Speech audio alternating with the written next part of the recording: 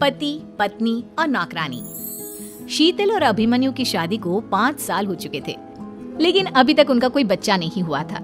इसकी वजह से शीतल और अभिमन्यु परेशान रहते थे, लेकिन उन दोनों से ज्यादा परेशान थी शीतल की सास, यानी अभिमन्यु की माँ जानकी देवी। जानकी देवी चाहती थी कि जल्दी से जल्दी उनकी गोद में पोता या पोती आ जाए, और इसीलिए वो अपनी बहू शीतल को लेकर एक दिन हॉस्पिटल पहुंची।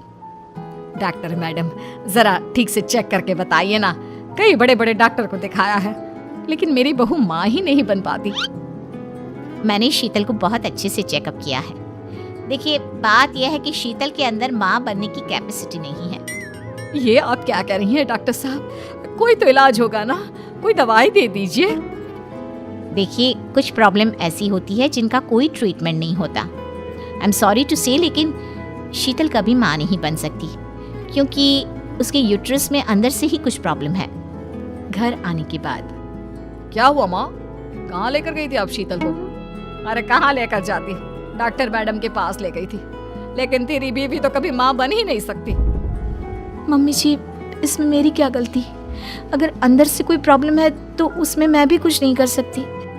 जानती हूँ, ये बात डॉक्टर के मुंह से सुन चुकी हूँ। अब दोबारा मेरे सामने इस बात का गाना मत गा। अरे माँ, परेशान होने की जरूरत नहीं है, हम सोचते हैं ना कुछ।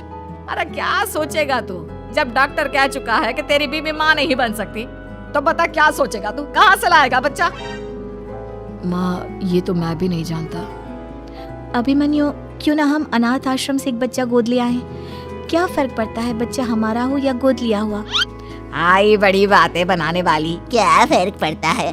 अरे क्यों फर्क नहीं पड़ता? मुझे इस वंश को आगे बढ़ाने के लिए मेरे बेटे का खून चाहिए, किसी दूसरे का नहीं। लेकिन माँ, आप जानती हैं कि ये अब पॉसिबल नहीं है। मैं कुछ नहीं जानती। मैं किसी पराये की औलाद को इस घर में अपना पोता या पोती बन के बढ़ता हुआ नहीं देख सकती। मेरा वंश मेरे बेटे के खून से ही आगे बढ़ेगा। लेकिन मम्मी जी, ऐसा कैसे हो पाएगा? आप अच्छी तरह जानती है ना, मेरा और अभिमन्यु का बच्चा नहीं हो सकता। तो मैं अपने बेटे की दूसरी शादी करवाऊंगी, और अपनी दूसरी बीवी से ये मुझे बच्चा पैदा करके देगा। ये आप क्या कह रही हैं माँ? मैं किसी और से शादी नहीं करने वाला। मेरे रहते हुए आप अभिमन्यु की शादी किसी और से करवाएंगी? मम्मी जी, आप ऐसा कैसे कर सकती हैं? तू बस देखती जा बहू, मैं ऐसा कैसे कर सकती हूँ। कुछ दिनों के बाद, अभिमन्यु, मैंने तेरे लिए लड़की ढूंढ ली है। माँ, मैं आपको कितनी बार समझाऊं, मुझे किसी से शादी नहीं करनी है। पहले मेरी बात सुन। ये जो चमेली है ना, हमारे घर में काम करने आती है, वो तुझसे शादी करने के लिए तैयार है। मम्मी जी, आप अभिमन्यु की शादी एक नौकरानी के साथ करवाएंगी? वो इसलिए क्योंकि चमेली दिखने में बहुत खूबसूरत है, बच्चा भी सुंदर ही होगा। मम्मी जी, लेकिन एक बच्चे के लिए अपने बेटे की शादी नौकरानी के साथ करवाना, क्या ये सही है? अगर अभिमन्यु ने शादी नहीं की ना, तो मैं अपनी जान दे दूंगी। अब देख लो, अगर तुम्हें अपनी माँ की जान प्यारी है तो तुम्हें इस नौकरानी के साथ शादी करनी ही होगी। इस तरह जानकी देवी अपने बेटे अभिमन्यु की शादी नौकरानी चमेली के साथ करवा देती है। कुछ दिनों के बाद, नौकरानी से मालकिन बन के तो मजा आ गया। अब तो मैं इस घर की मालकिन हूँ। देखो, अपने आप को ज्यादा मालकिन समझने की कोशिश मत करो। एक बार तुम्हारा और अभिमन्यु का बच्चा इस दुनिया में आ जाए, उसके बाद तुम इस घर से हमेशा के लिए चली जाना। अरे जाओ जाओ, किसी और के आगे बातें बनाना। एक बच्चा तो पैदा नहीं कर सकी। बढ़िया आई, जाओ जाकर मेरे लिए कॉफी बना कर लाओ। नौकरानी मैं हूँ या तुम? मम्मी जी, देखिए ना शीतल मुझसे किस तरह से बात कर रही है। शीतल, तुम्हें पता है ना चमेली प्रेग्नेंट है, मेरे बेटे के बच्चे की माँ बनने वाली है। वो जैसा कहती है वैसा करो। लेकिन मम्मी जी, वो मुझे नौकरों की तरह ट्रीट कर रही है। अरे तो करेगी ना, वैसे भी बहू तुम हो किस काम की? एक बच्चा तो पैदा नहीं कर सकती। जाओ अब घर के सारे काम करो और चमेली को आराम करने दो। थैंक यू मम्मी जी, भगवान आपका भला करे। आप नहीं होती तो मैं नौकरानी से महारानी कैसे बनती? देखो, तुम्हें जो चाहिए सब मिलेगा। खूब खाओ पियो, मजे की जिंदगी जियो, लेकिन बस मुझे एक बच्चा पैदा करके दे दो। कुछ दिनों के बाद, मम्मी, बच्चे के लिए आपने मेरी शादी चमेली के साथ करवा तो दी, लेकिन दिन और रात का चैन मिट गया है। सारा दिन शीतल और चमेली की बहस चलती रहती है। अब शीतल को इस घर में रखने से क्या होगा? मैं तो कहती हूँ उसे घर से निकाल दो, है भी किस काम की। मैं ऐसा नहीं कर सकता माँ, वो मेरी पत्नी है, उससे बहुत प्यार करता हूँ मैं। तुम्हारी पत्नी चमेली है, चमेली, उससे प्यार करो। अरे तुम्हारे बच्चे को जन्म देने वाली है वो। अभिमन्यु, मैं खुद ही इस घर से चली जाती हूँ। वैसे भी अपने ही घर में नौकरों की तरह रहकर परेशान हो चुकी हूँ। घर की नौकरानी मेरे ऊपर हुक्म चलाती है। वो तुम्हारी पत्नी बन चुकी है। अब मेरा इस घर में क्या काम? अभिमन्यु के बार बार रोकने पर भी शीतल उस घर से चली जाती है। कुछ दिनों के बाद चमेली एक बच्चे को जन्म देती है। भगवान ने मेरी सुन ली, मेरे बेटे का घर भर गया, उसका अपना बच्चा इस दुनिया में आ गया। मम्मी जी, बच्चे को हाथ लगाने से पहले मेरी एक शर्त सुन लो। तुम कहना क्या चाहती हो चमेली? आपकी मम्मी को बहुत शौक था ना अपने पोते को खिलाने का। अब देखो, इस दुनिया में हर चीज की कोई ना कोई कीमत तो होती है।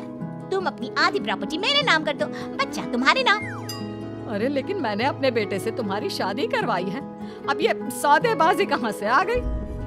जो औरत अपनी बहू को घर से निकाल कर एक नौकरानी के साथ अपने बेटे की शादी करवा दे, वो तो सौदेबाजी कर ही सकती है ना। उसका कैसे भरोसा कर सकते हैं? मुझे बस आप लोगों की प्रॉपर्टी चाहिए, उसके बाद ही बच्चे को आप हाथ लगा सकते हैं। मैंने कहा था ना मम्मी, आप गलत कर रही हैं। देखिए, उसका नतीजा आपके सामने है।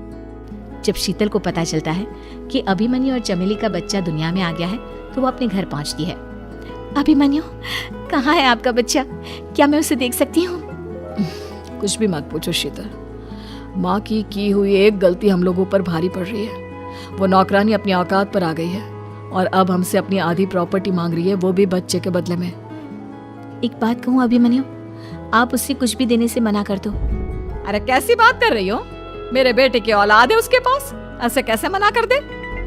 मम्मी जी, वो अभिमन्यु का बच्चा नहीं है, वो चमेली और उसके बॉयफ्रेंड का बच्चा है। ये तुम क्या कह रही हो शीतल? ये देखिए वीडियो। चमेली और उसका बॉयफ्रेंड आपस में बातें कर रहे हैं कि उन दोनों ने मिलकर आपको बेवकूफ बनाया है और अब इस बच्चे के बदले आपसे प्रॉपर्टी भी हड़प लेंगे। हे भगवान, ये मुझसे क्या हो गया? ना तो बच्चा मिला और अपने बेटे की नौकरानी के साथ शादी करवा दी, सो अलग। अब क्या होगा? मुझे माफ कर दो शीतल, मेरी वजह से तुम्हें बहुत तकलीफ हुई है। अभिमन्यु, मैंने कहा ना, उस नौकरानी को उसके बच्चे सहित इस घर से बाहर निकाल दो। लगता है मेरे अभिमन्यु का बाप बनने का सपना अधूरा ही रह जाएगा। अभिमन्यु, अपनी मम्मी से कहो कि परेशान ना हो। आपको याद है एक बार हम एक IVF सेंटर गए थे, मैंने फिर से वहां जाकर बात की थी और आपको पता है इस बार मैं प्रेग्नेंट हूँ, क्योंकि हमने वहां पर प्रोसीजर करवाया था जिसकी वजह से मैं प्रेग्नेंट हो गई थी और इस बात का पता मुझे बस कुछ महीने पहले ही लगा है। हमारा बच्चा इस दुनिया में आने वाला है अभिमन्यु। मुझे माफ कर दो शीतल बहू, मुझसे बहुत बड़ी गलती हो गई। कोई बात नहीं माँ, लेकिन अब हमें उस धोखेबाज नौकरानी को इस घर से बाहर निकालना है और इस घर की मालकिन को वापस घर लाना है, वो भी अपने बच्चे के साथ।